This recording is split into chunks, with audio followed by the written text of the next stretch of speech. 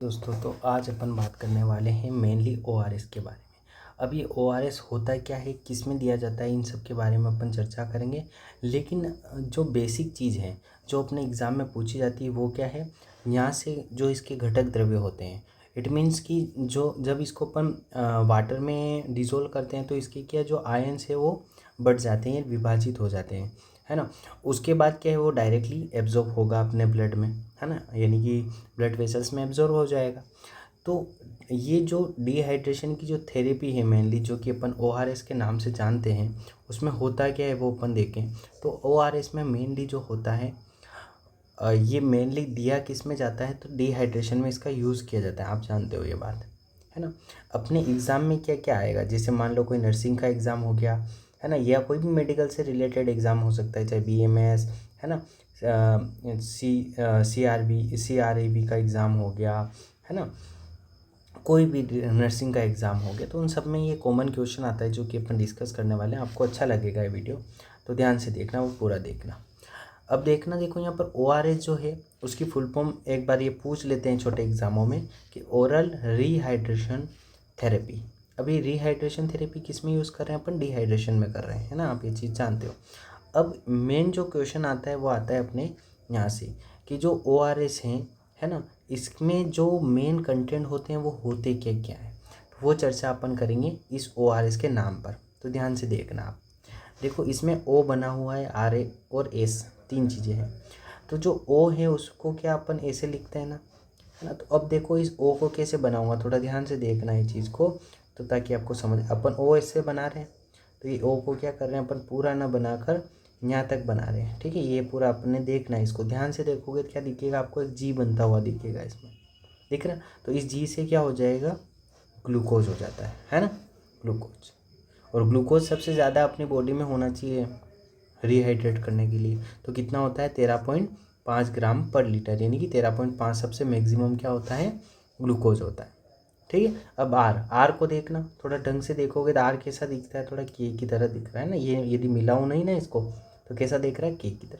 के से क्या होगा, पोटेशियम, और पोटेशियम क्या होता है, पोटेशियम क्लोराइड होता है अपना, कौन सा, पोटेशियम क्लोराइड, ठीक है। अभी कितना होता है अभी देखेंगे इसके बाद, पहले आपको मैं बता देता हूँ होता क्या। अभी एस है, एस में दो एस है, देखो एक तो ये और एक ये वाला है, दो पूछ है ना, तो एस और एस। तो एक एस से तो क्या बन जाता है इसमें, सोडियम क्लोराइड बन जाएगा, और दूसरे एस से क्या बन जाएगा, सोडियम सिट्रेट बन जाएगा। याद रख लोगे। देखो ओ बना, ओ से क्या दिखा, ग्लूकोज, के से क्या दिखा, पोटेशियम क्लोराइड, एस में दो पूंछ है, एक तो ऊपर और एक नीचे, तो फर्स्ट वाले से क्या बनेगा, सोडियम क्लोराइड, और नीचे वाले से सोडियम सिट्रेट बन जाएगा। समझ में आ गया। अब कितना परसेंटेज है वो अपन देखते हैं। देखो 13.5 ग्राम सबसे ज़्यादा क्या होना चाहिए अपना, ग्लूकोज होना चाहिए, ये मैंने पहले आपको बता दिया था, ठीक है। ये आपके समझ में आ गया होगा कि सबसे ज़्यादा अपने ग्लूकोज में क्या होता है, तो आपको भी पता है कि हाँ सबसे ज़्यादा क्या होता है, तो ग्लूकोज ही होता है, ठीक है। अब पोटेशियम क्लोराइड कितना होता है, तो देखो पोटेशियम क्लोराइड में को कैसे याद रखो कितना होता है, तो पोटेशियम में देखो के लिखते हैं ना, तो ऐसे लिखते हैं अपन के, तो ये के में जब ऐसे लिखा तो इससे तो एक बन गया, और सी एल से यानी कि क्लोराइड, क्लोराइड सी एल मतलब 6, और 6 को ऐसे लिखते हैं अपन। तो देखो 1, ये एक बन गया के से, और क्लोराइड है ना, सी एल से क्या बन गया 6, तो ये बन गया, ठीक है, याद रख लोगे। अब चलते हैं, अब सर सोडियम में भी बता दो, सोडियम क्लोराइड में कैसे निकालोगे। तो देखो सोडियम क्लोराइड में 2.6 आता है, कैसे याद रखोगे, देखो एन लिखते हैं अपन, कैसे ऐसे लिखते हैं, तो एन में एक और एक ये बीच में, तो कितने हो गए, एक और एक दो हो गए। अब सी एल से 6 बन जाएगा वापिस, तो 2.6 निकल के आ गया ये डाटा, याद रह जाएगा। तो देखो फर्स्ट में क्या था, ग्लूकोज 13.5 ग्राम सबसे ज़्यादा होता है। पोटेशियम क्लोराइड में अपन के से क्या निकाला था, एक, और सी एल से 6 निकाला था।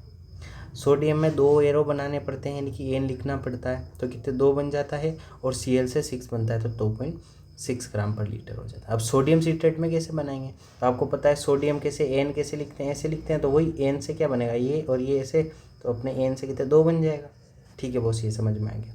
अब हमें बताओ सिट्रेट से कैसे 9 बनाओगे, तो देखो सी से क्या बन गया 6, और ट्रेड मतलब टेढ़ा करना है इस 6 को, तो 6 को टेढ़ा करूँगा तो 9 बन जाते हैं, है ना, यानी कि 6 ऐसे बनाते, इसको यदि मैं टेढ़ा करूँ, टिल्ड करूँ, तो 9 बन जाते हैं, तो 2.9 बन गया। तो देखो अब क्या क्या देखा था, ORS में अपन ने देखना, ORS में सबसे पहले मैंने बॉस O बनाया था, है ना। O क्या बनाया था, ऐसे बनाया था O, और उसमें से O में से मैंने G बना दिया, यानी ग्लूकोज बना दिया था। कितना था वो, 13.5 ग्राम पर लीटर। फिर बॉस मैंने पोटेशियम क्लोराइड बनाया था, पोटेशियम में 1 दिखा था तो 1 लिख लिया था, क्लोराइड यानी कि Cl से 6 बना दिया था तो 1.6 बन गया। फिर मैंने बॉस NaCl बनाया था, एन से क्या बनाया, एन ऐसे लिखते हैं, तो एन से 2 बना दिए थे, ये दोनों 2 बन गए, और Cl से 6 बन गया, 2.6 बन गया था। और 2.9 किससे बना था, सोडियम सिट्रेट। सोडियम से एन से कैसे ऐसे लिखते हो, तो 2 बन गया, है ना, 1 और 1 2 बन गए थे, ये बीच में एक डंडा खींच दो, एन बन गया। सिट्रेट से पहले Cl आ रहा तो उससे 6 बनाया, लेकिन ट्रेड यानी टेढ़ा करना है तो ये हो गया। तो टोटल कितना होता है, ये 20.6 ग्राम 1 लीटर में अपन डिज़ोल्व करते हैं। अब बात आती है जब मैं डिज़ोल्व करता हूँ इसको, तो क्या क्या आयन बटेंगे। तो देखो कौन से आयन बढ़ते हैं, आप भी जानते हो कि सबसे पहले ग्लूकोज रहेगा। तो ग्लूकोज सबसे ज़्यादा होता है कितना, 75 मिलीमोल पर लीटर। मिलीमोल में चेंज हो जाएगा बेटा, ध्यान रखना, याद रह रहा है यहाँ तक, ठीक है। अब बात करते हैं सोडियम। अपन ने देखा था कि सोडियम जो है वो किस में, सोडियम क्लोराइड में भी आ रहा है और सोडियम सिट्रेट में भी आ रहा है, तो दोनों में आ रहा है, इसलिए कितना मैक्सिमम होगा, ये भी कितना होता है, 75 मिलीमोल पर लीटर होता है।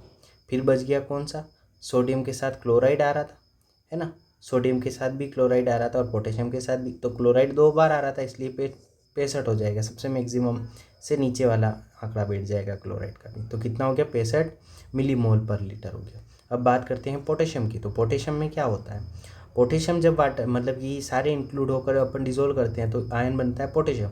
पोटेशियम में कितना होता है, 1 ही बार आया था तो 20 होता है, और सिट्रेट भी 1 बार आया था 10 बार। देखो सबसे ज़्यादा ग्लूकोज था, फिर सोडियम याद रखना, सोडियम 2 बार आता, सोडियम क्लोराइड और सोडियम सिट्रेट में आ रहा था। क्लोराइड 2 जगह आ रहा था, पोटेशियम क्लोराइड और सोडियम क्लोराइड, तो 65 हो जाएगा। मैक्सिमम 2 बार आया इसलिए मैक्सिमम, पोटेशियम 1 बार आया था तो 20 हो जाएगा, सिट्रेट भी 1 बार आया तो कम 10 हो जाएगा, तो ये ऐसे बढ़ जाते हैं।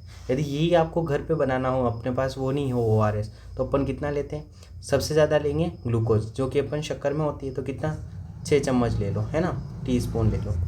फिर क्या लेंगे यहाँ पर, अब देखो आगे देखो और क्या चाहिए अपने को, सोडियम सिट्रेट चाहिए, जो कि किस में होगा, लेमन में। अब लेमन को कितना लेंगे साहब, 1/2 टीस्पून ले लो, है ना। फिर क्या लेंगे साहब, अब बच गया सोडियम सोडियम क्लोराइड रह गया, तो ये नमक में होता है तो 60 ले लो, कितना, 1/2 टीस्पून। तो इन सबको मिला लो पानी में और उसकी शिकंजी बना के पिला दो। ये भी एक तरह का किसका काम करेगा, अपने ग्लूकोज का ही काम करता है।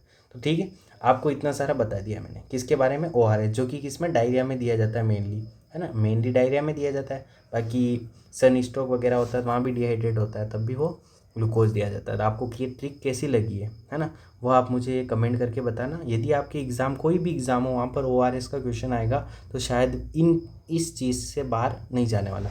तो ये ट्रिक आपको कैसी लगी, यदि आपको पसंद आती है तो हमारे चैनल को फॉलो करना और एक प्यारा सा कमेंट आप छोड़ सकते हो। Thank you.